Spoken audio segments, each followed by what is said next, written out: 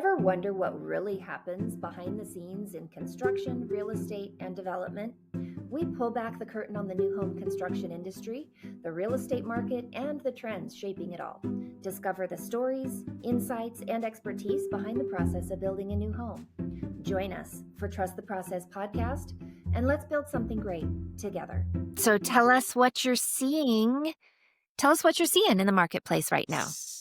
Shifts in the last week. I feel it. I have had some buyers from my past, my broker days, come out of the woodwork in the last probably 2 to 3 weeks, or referrals from people. I definitely feel a buyer mood. It just feels like people are in the mood to buy. A lot of these things are just kind of gut feeling, and real estate sounds so cliche, but real estate is very local. So what goes for one city doesn't go for the other. What goes for one zip code within one city doesn't go for the other. What does one price point doesn't always. But it's just a feeling. It's like a culture of buying. Whereas the early part of this year, the first for sure, but second and third quarter were very boring this year, 2025, at least in Las Vegas. If you look at the rest of the country, sings the same song. Not exciting. Not a great time to be a seller. Kind of a crummy time to be a buyer. You're staring down the barrel of high 6, low 7% interest rates. The inventory that is out there is kind of like a leftover inventory. Any of the new stuff's still pretty sought after. So you're still maybe arguably in a competitive situation, or certainly paying more than you feel like you should. The deals this year have been in new construction, and have definitely been, especially with the tonnage builders, your Lennars and your D.R. Hortons, that have the kind of power to buy down rates and the kind of motivation to clear out inventory for the quarter, versus someone like us, semi-custom home builder. We put 10 to 12 homes in the ground a year. I have very little motivation to slash those houses because it's a labor of love, every single house. And it's also a unique home. And I go into every project knowing that this could be on the market for 3 to 6 months, because it's not going to fit the bill for every single buyer. And a lot of especially the last 5 years of what we've put out, has been a lot of product that's discretionary. We have some projects coming, up that are going to be more, even one now when we release it for sale in November, are that little enclave of homes. Those are more of a need. That they're luxury homes, but they're a need. They're not resort style homes. They're just big, beautiful houses in great areas on great lots. But in the past, my wheelhouse, or our wheelhouse, has always been these luxury resort style homes that had a very small niche market. So I've always gone into all of my projects knowing full well that it could be in it for the long haul. So I guess I say that to drive home the fact that I never have super high expectations. And I have had a couple of our luxury customs go into a multiple offer situation, but that's not been common. Or even some of our high-end renovations that we then turn around to sell. Generally, you're kind of hanging tight, waiting for a buyer. So that's nothing new. But what we saw now was that the tonnage builders and the production builders and the regular old resale at the median of the median sales price, let's say 450, we're sitting. And those homes have never sat. Our median sales price has never sat really in the last 10 years. It's always moved pretty well.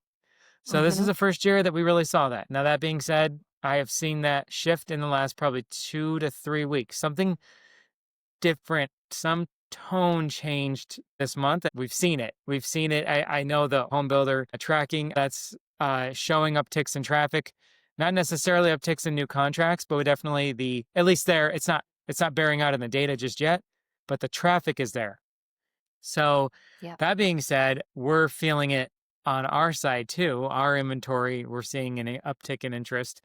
And then the MLS at large, at least in our county, is definitely seeing inventory equilibrate. Amount of new contracts has gone up. We're seeing more of a 1-to-1 absorption rate. So whereas let's call it May, which was kind of our peak new inventory month, we were seeing new inventory weekly at about 1,200 houses. It'll be a little bit more some weeks. And then new contracts as low as 500 or 600. So we were adding inventory really, really, really quickly.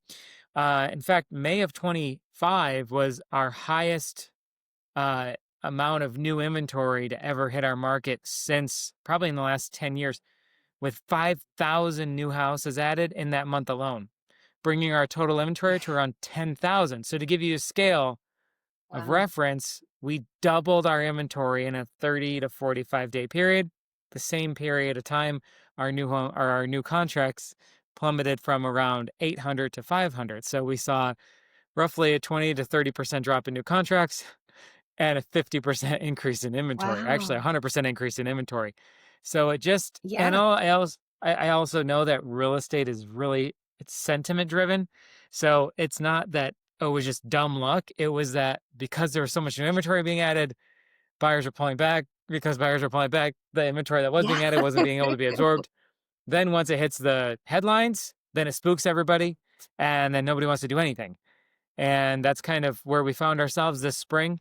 Probably our most lackluster spring in my memory. I've been in this business about 12 years. I've seen 12 springs, and this is by far my least favorite, including the spring of COVID. And I don't, Mhm. that doesn't even look, when I look back at the numbers, it doesn't even it's not represented in the numbers, which is very odd. Because, for instance, in terms of new listings, raw numbers were not much higher than we were in June 2022. In terms of new Mm. listings. Now we were starting with 1,000 listings, so if we added 5,000, it's a lot. Still under inventoried. So now we started with 5,000 and then we added 5,000, so it became much more apparent. But if you look at the raw numbers, it's not there. So it's purely sentimental. I feel that we're going to look back in a year or two and say what happened in 25. I don't know. It's not even going to register because it's going to be inconsequential. In terms of sales price, believe it or not, we're up 2%, 2.5% from last month. In terms of the year, we are up in the last rolling 12 months, we're up 3.5%, pretty much countywide. So that's normal appreciation. I mean, again, there are other factors that can play into this. We're more expensive homes listed, more expensive home transact. These are the medians, so it's a little bit more representative than the average, which can be thrown by a $25 million home sale.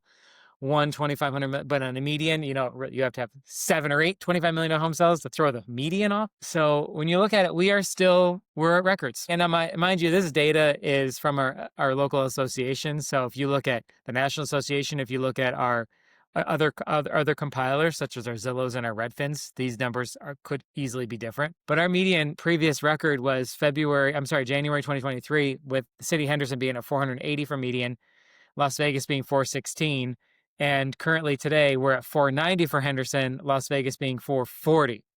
So we're substantially higher than during that time, than 3 years ago.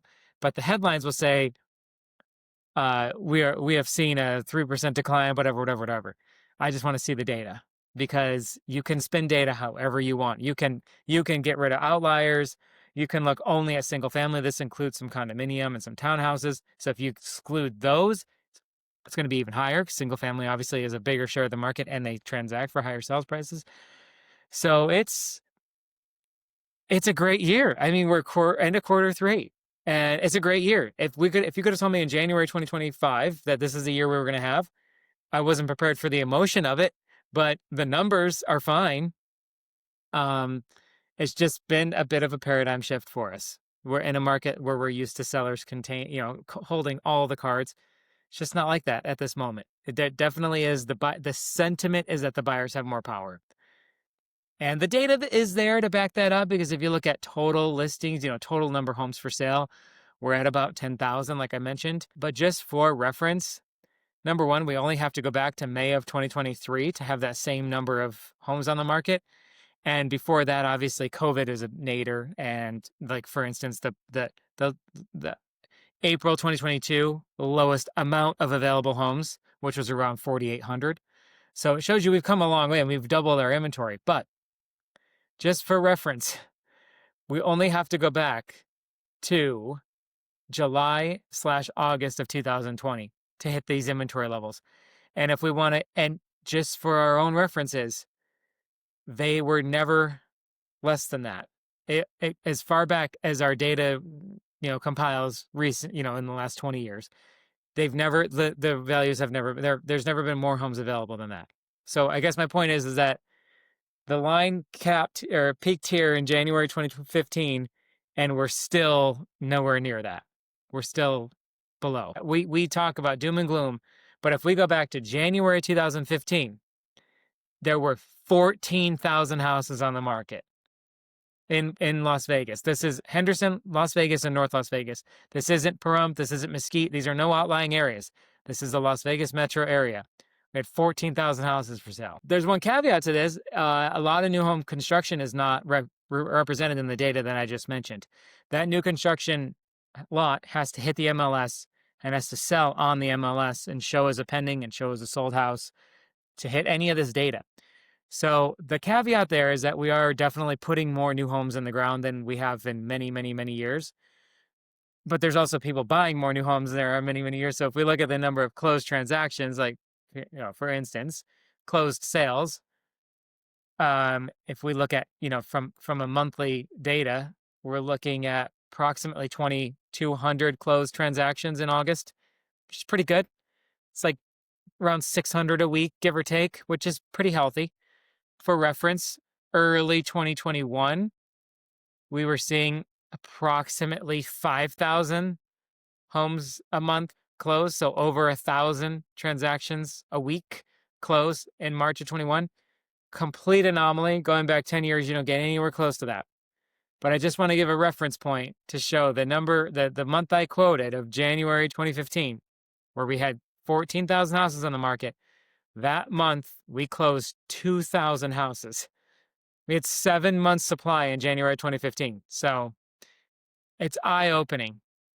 So we still have fewer homes, and we closed more homes than we did this time 10 years ago. So we just have had a hot market. We've had a lot of closed transactions. We've had a lot of interest in Las Vegas. But my point is that January 2015, I'd have to go back and look at the numbers, but we were still reeling from the financial crisis, and I have a feeling we were not building as many new construction homes as we are today. The land development wasn't there. I hate to speak anecdotally without having the data, but I know we were building fewer homes. So the total number of real estate transacting, including new construction, including all the resale, is significantly higher. The inventory is significantly lower. Interest rates are significantly higher than they were in January of 2015, which were about 4.5%, 5%, which really, I mean, if you really think about it, we're like 6.25% today. Yes, it's a lot higher. I think where we're feeling it are the sales prices. It's those high rates plus the sales prices being significantly higher. So for instance, the, let me see, sales price, because everyone's going to be in our comment section for this. January 2015, the average sales price in Las Vegas was $180,000. So that extra 2% of interest rate, you wouldn't have felt it. It feels different. I'm seeing it. You're seeing inventory start to thin down. My favorite expression, and I don't know, maybe I'm the only one that appreciates it, but buyer's market breed only the most motivated sellers. Sellers markets breed only the most motivated buyers. Inventory begets buyers, or I should say inventory breeds buyers, not the other way around. Buyers don't breed inventory because inventory takes a long time to amp up. You could argue that high sales prices do eventually breed more inventory because it will pull maybe investors out that were renting their homes, or someone holding a second home and says, you know what, it's doubled in value. So high sales prices do tend to pull out a little bit more inventory, but boy, it is slow. Because same thing, once sellers feel like home prices are appreciating substantially, they're actually less inclined to list their home. So it takes a while. It's almost like not high prices, but peaking prices once they feel like prices have peaked. And I feel that that's what we felt like in early 25, which is why we saw a lot of inventory. And then when they didn't peak, when we started to see them kind of not just necessarily pull back, but slow down quite a bit, and I'm not getting comps for 700. I went to 715, 725, and I didn't get it. Oh, well, I went to 700, didn't get it. Went to 685, didn't get it. Pull it off the market.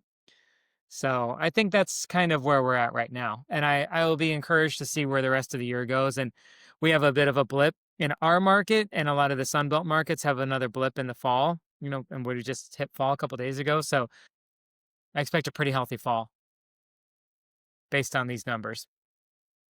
Also, new mortgages, not new construction, new home mortgage applications, not refinances. The number I read were that they were up 22%. So that is a phenomenal leading indicator. That is a really good leading indicator for where we expect values to go. People are getting pre-approved. That's a hard credit pull. That's largely usually sending in documentation. You're not doing that to Yep. kick tires. You're ready. Yeah, those are real buyers, right? Those are real buyers. Yeah. So we look at all these things, and as I'm making pricing decisions on our current inventory, we have one ready. We have two that are going to be ready in the next week or two. We have one that'll be ready by the Thanksgiving time period, and then we have 6 more that'll be ready probably in February, but we're releasing for sales in the next 6 weeks. I need that information. I need this information to make those pricing decisions, to say, do we do a price reduction? Do we do, what are we doing here?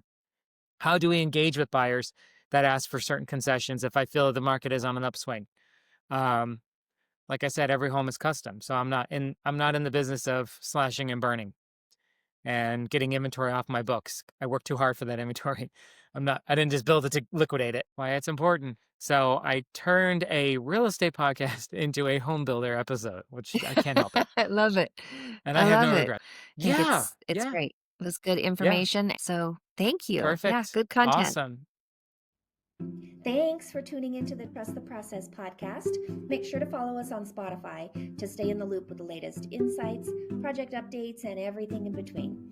See you next time.